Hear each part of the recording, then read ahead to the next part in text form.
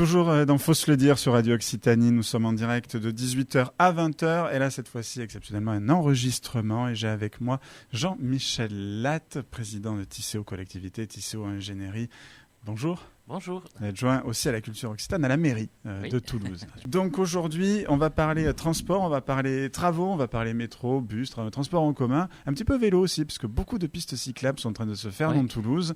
De belles pistes cyclables d'ailleurs. Confortables. Exactement. Bon là, on va surtout parler là, du métro, des travaux. Est-ce qu'ils avancent bien ? L'opposition a tendance à dire non, ça va durer longtemps. Je viens de Marseille. Nous, à Marseille, les travaux, on dit 2 ans, ça dure 20 ans. Mais là, on est à Toulouse. On devrait aller plus vite. La ligne A et la ligne B se sont faites dans les temps. On ne le dit pas assez souvent. Alors, aujourd'hui, on est sur un calendrier qui est établi. Les entreprises sont venues poser 40 chantiers considérables. Elles n'ont pas intérêt à traîner sur ces chantiers-là. Et donc, on a tous les mois un point chantier qui nous indique où on en est par rapport au dispositif. On est sur la partie lourde en ce moment, ce qu'on appelle la pose des parois moulées. C'est-à-dire on crée une sorte de caisse à l'intérieur de laquelle on va mettre les stations en particulier. Le calendrier qui a été fixé est complètement respecté. Alors on peut avoir un incident, on peut avoir un tunnelier qui s'arrête, qui est en panne, des choses comme ça. Mais au moment où je vous parle, il n'y a aucune raison d'être inquiet, aucune raison de se soucier, puisque tout ce qui a été annoncé est inscrit. Alors l'opposition dit ce qu'elle veut, mais si elle annonce un retard, qu'elle nous explique pourquoi. Voilà. Mmh. Oui, après c'est peut-être l'opposition générale qui s'oppose à tout ça.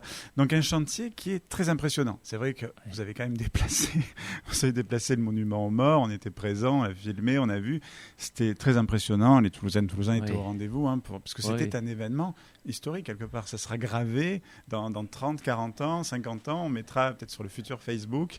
Regardez, à cette époque-là, nous avons fait ça dans la ville de Toulouse. C'est un chantier qui est hors norme. Alors on parle du monument aux morts parce que c'est récent et spectaculaire, mais il y a d'autres événements importants. Cette nuit, on a tiré des poutres béton au-dessus de l'autoroute de la Beige, qui est à proximité de la Beige. Donc on a ces poutres béton qui sont passées par-dessus les voies autoroutières. On a à la fin du mois de décembre, l'arrivée du premier tunnelier, le tunnelier de Ramonville, celui qu'on appellera Clément Cisor, puisqu'on leur a donné des noms de femmes. On a des creusements qui sont effectués en plein cœur de certains quartiers. Donc on est vraiment sur une phase que je qualifie de phase lourde. 40 chantiers en même temps. Jusqu'en 2026, on va mesurer l'importance de ce qui est fait. Il va y avoir le canal du Midi également qui va être... Alors, c'est quoi le terme exact ? Parce que vous allez le protéger en fait pour pouvoir creuser en dessous. Voilà, on était parti sur une autre idée qui était de créer un canal de contournement. On aurait fait un canal parallèle au canal. Et puis, avec les études techniques, les entreprises, on a vu qu'il y avait peut-être une technique à la fois moins coûteuse et moins lourde à mener, qui est le comblement, le confortement et ensuite la réouverture du canal. On utilise pour cela les périodes de vacances du canal, pour éviter de trop impacter. Ça, y a beaucoup de touristes, et donc là, c'est derrière Ramonville que les choses se passent, à côté du grand parking de l'actuel terminus de la ligne B. C'est là que l'on prépare cette opération qui sera elle aussi spectaculaire. Là, on peut le voir, je vais souvent à la Beige et on voit vraiment une avancée des travaux. C'est vrai que ça va vite. J'ai plein d'amis qui me disent il y a déjà des piliers qui sont posés. Bon, on l'avait vu pour le téléphérique. Au milieu du lac qui est à proximité. C'est sur ce lac, on aura 2 lignes qui passent, puisqu'on aura la prolongation de la ligne B et la ligne C. Là, ce qu'on voit en ce moment, c'est la prolongation de la ligne B, c'est-à-dire la pose, y compris au milieu du lac, des pylônes qui vont permettre d'accéder à la station terminale pour la ligne B qui sera au parking de Carrefour, pour être simple. D'accord, oui, effectivement. C'est là où on voit la majeure partie des travaux. Ça va emmener quand même, parce qu'on râle beaucoup, moi le premier, des travaux, on est bloqué, nanani, nanana. Bon, c'est stupide parce que forcément c'est pour plus tard se projeter. Et c'est vrai qu'à Toulouse, en ce moment, il y a énormément de travaux partout. La ville se transforme d'un coup. Comment on peut l'expliquer ? Ça, c'est des projets qui étaient prévus, ou alors c'est un calendrier, ou vous avez dit il y a une urgence peut-être climatique Un peu de tout. Il y a cette part de coïncidence de chantier. Le chantier ligne B, ligne C, voilà, tout ça, ça s'accumule. Il ne faut pas oublier que ce chantier de ligne C, c'est le plus gros chantier, historiquement, qui n'a jamais connu que Toulouse. On n'a jamais fait plus important dans notre ville au cours des siècles passés. Donc c'est un chantier qui est extrêmement conséquent. Et puis on a d'autres chantiers qui viennent d'un calendrier lié au mandat. Quand une équipe arrive, les 2 premières années, elle définit ses projets, elle les fait étudier. Là, on est dans la phase 3e, 4e année. C'est la phase traditionnellement où les projets préparés 2 ans auparavant sont lancés. Et on arrive ensuite à la fin des 6 années de mandat avec une ville qui se veut transformer. Alors dans les chantiers, il y en a un que vous avez souligné qui est important, c'est Maxime Boyer qui le mène, c'est le réseau REV. Réseau Express Vélo. Moi, je suis venu à Radio Occitanie en vélo en partant de chez moi. J'ai bénéficié de la piste du Pont Neuf, de la piste Esquirol, de pistes nouvelles, très confortables. Et je crois que c'est un partage de l'espace public qui est en train d'être réalisé au profit des modes doux. Oui, c'est vrai. Et d'ailleurs, j'incite les gens, notamment à Esquirol, à prendre cette piste cyclable et arrêter de rouler sur la route déjà. Voilà. Mais bon, le but n'est pas d'enlever totalement la voiture quand même, rassurez-moi. Non, mais c'est une vraie différence avec nos adversaires politiques. On a considéré qu'il fallait trouver un nouvel équilibre.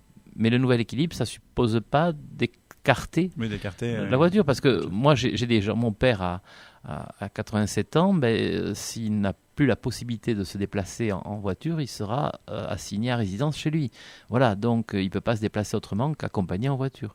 Voilà, il faut tenir compte de ça. Il y a des services qui sont indispensables. Je pense aux personnes âgées, mais pas que. Donc on cherche un nouvel équilibre. On ne peut pas laisser la voiture se développer sans limite parce que de toute façon, ça saturera.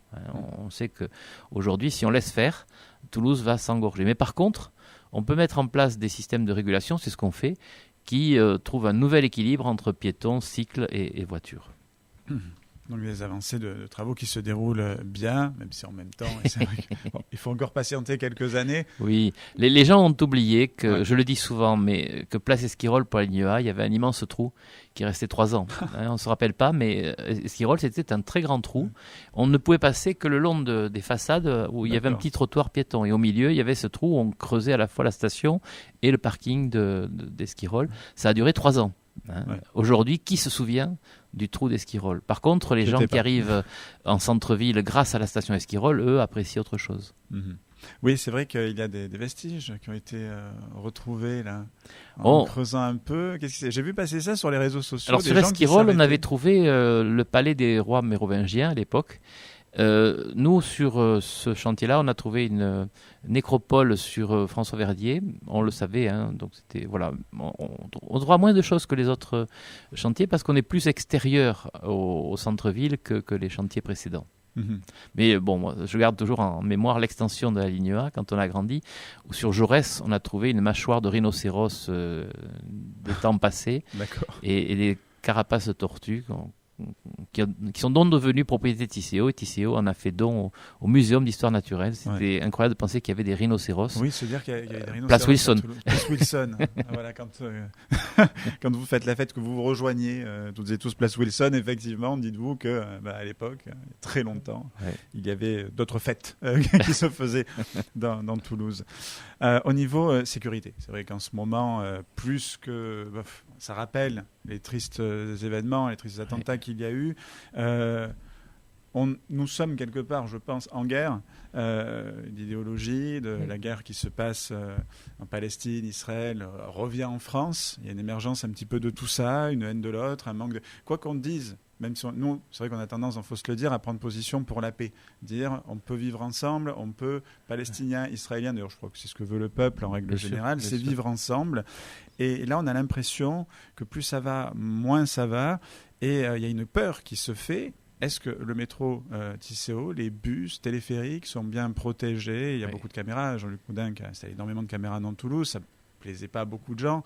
Je pars du principe que quand on n'a rien à se reprocher, normalement, et puis ça aide énormément, les caméras. Déjà, ça peut dissuader de faire... Et pour résoudre les affaires, c'est une des clés. Toutes les affaires du centre-ville sont résolues grâce aux caméras. Alors, sur Tisséo, d'abord, on travaille avec la préfecture. C'est le préfet qui est le maître d'œuvre de tout ce qui est sécurité. Et nous, on travaille avec ces équipes-là. On a aujourd'hui un réseau qui est extrêmement équipé en caméras. On a sur les stations plus de 800 caméras. Et on est en train de mettre en place le déploiement des caméras à l'intérieur des rames. Alors c'est techniquement plus compliqué parce qu'il y a des passages tunnels à réaliser, mais c'est en cours d'installation.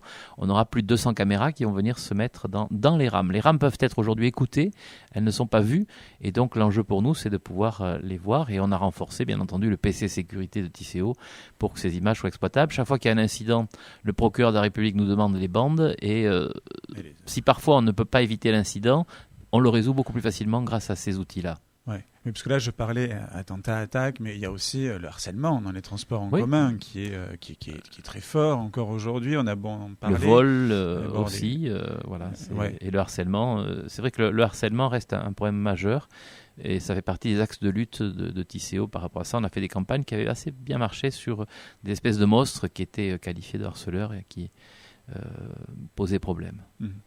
Bon, donc sécurité, tout va bien. Au niveau de la durée des travaux, visiblement... Tout va bien, mais il faut être vigilant. Il faut être vigilant, bien sûr. Il faut jamais considérer que tout va bien et que tout est... jamais sûr à 100%, mais l'important, c'est de mettre des dispositifs. Bien sûr. En plus, par rapport à ce qu'il y avait avant, même si c'était déjà très présent, on le voit de toute façon, parce qu'aujourd'hui, on est obligé malheureusement de vivre comme ça en France, ce qui est quand même tragique. Quand j'écoute mes parents, ils me disent mon fils, on s'inquiète quand même, parce que c'est pas la même ambiance. Hein. Oui, c'est clair. C'est pas la même ambiance.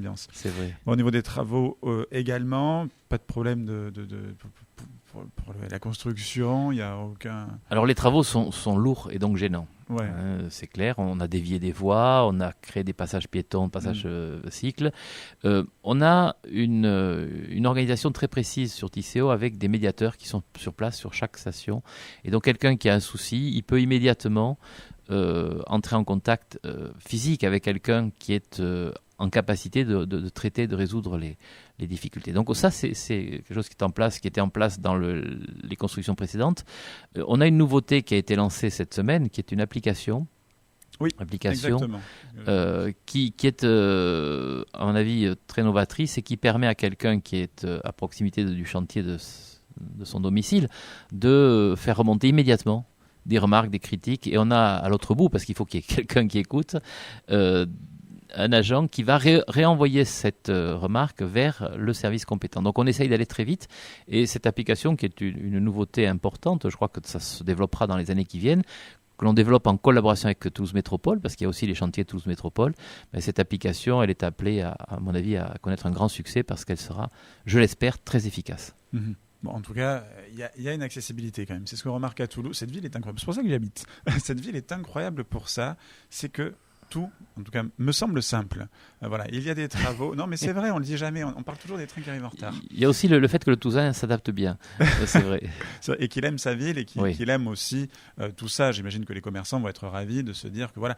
Parce qu'on parlait des vélos. C'est vrai qu'on en voit de plus en plus. Parce que moi, je me suis dit au début, comme tout le monde, oui, on fait beaucoup de pistes cyclables, mais bon, il n'y a pas tant de vélos que ça. Mais en fait, peut-être qu'il n'y en avait pas tant parce qu'il n'y avait pas justement ces pistes cyclables. C'est la poule et l'œuf.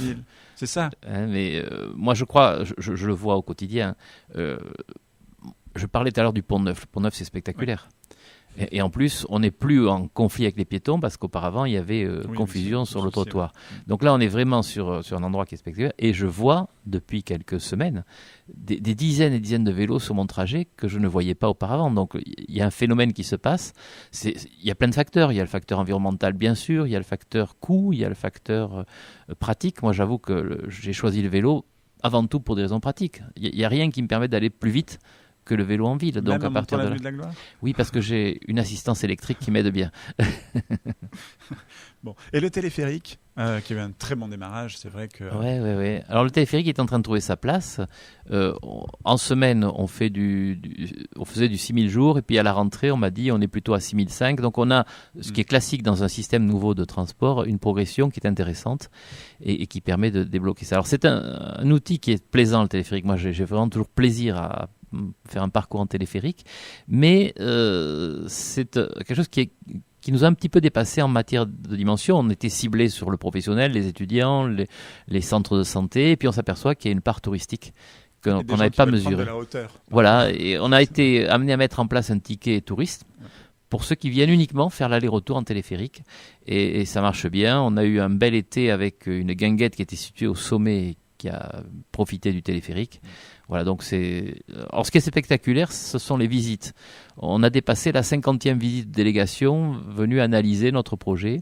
On a eu Lyon, on a eu Bordeaux, on a eu Perpignan, on a eu l'Andorre, on a eu des pays étrangers qui sont venus analyser ce projet. Et ça nous fait plaisir de voir que finalement, ce projet toulousain, il est reconnu.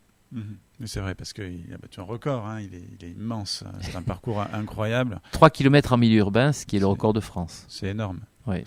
C'est énorme. Et il s'est fait très rapidement, plus dans les conditions Covid. Ça a été compliqué quand même, hein, parce que. Mais les travaux ont été.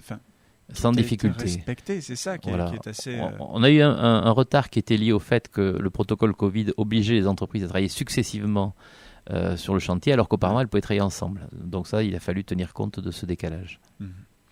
Oui, bien, Jean-Michel Hatt, merci. Et pour l'Occitan? Mais l'Occitan, ça continue. D'abord, heureusement, le téléphérique par l'Occitan. Hein. On retrouve la voix de Muriel Badby dans ça. Et on est en train de travailler à de nombreux projets avec les associations occitanes. On veut pérenniser, vous étiez présent, notre fête de la Saint-Joanne, qui est devenue maintenant un événement incontournable. Formidable. Oui, un événement formidable, dans un lieu merveilleux qui est le Jardin des Plantes. Voilà, on a des tas de projets avec à la fois les associations et les institutions, avec un partenariat, il faut le dire, qui est très positif entre région, département et métropole. J'apprécie beaucoup les relations que j'ai avec mes homologues de ces deux institutions, parce qu'on est sur le même objectif et finalement c'est comme ça qu'il faut travailler. C'est ce qu'on remarque à Toulouse, c'est que bien sûr qu'il y a toujours des jeux politiques, il y a toujours l'adversaire politique, mais on remarque en général, et c'est vrai qu'on dit que Toulouse est un gros village, et c'est peut-être pas pour rien, c'est qu'il y a quand même une entente et une envie de travailler ensemble. Voilà. Moi j'adore quand il y a des inaugurations, de voir, que ce soit Jean-Luc Maudinck, avec Carole Delga, avec M. Vincini également. Il y a quelque chose qui se fait, qui reste quand même Antoine Maurice.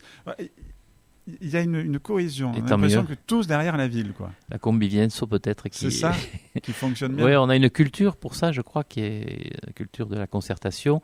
La ligne C du métro est soutenue financièrement par le département et la région. Et donc, à chaque événement que nous faisons, le représentant de la région, le représentant du département, ils sont là et on est très heureux qu'ils soient là parce que ça veut dire que ce projet est un projet avant tout collectif. Exactement. Jean-Michel Hatt, merci d'avoir été avec nous. Merci beaucoup. Se le dire sur Radio Occitanie. On reviendra peut-être quand le chantier a avancé, en reparler et peut-être vous recevoir après cet ouvrage sur le canal. Avec grand plaisir. Merci beaucoup.